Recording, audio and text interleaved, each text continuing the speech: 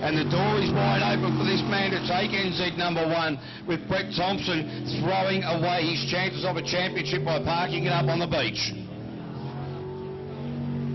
Hayden Wilson is doing a fantastic job out there at the moment. Look, this boat is just effectively set and forget, and really great competitors here out of Wanganui. The guy looks like he loves pressure. So far in this run, he looks like he's on point, hitting his apex of the turn, keeping it smooth, keeping the foot down to the middle. Absolutely. Mate, this guy really just coming along, and remember, this is his rookie drive season. It's hard to believe, isn't it? Oh, it's his yeah. rookie season. Yep, he sat in the navigator seat for quite a few years, and now taking up the helm position in this boat, he has done and acquitted himself so beautifully throughout the 2014 New Zealand Jet Sprint Championship. Now in the run for the line, Hayden Wilson. Here he goes. 57.70, quick time for the 400s.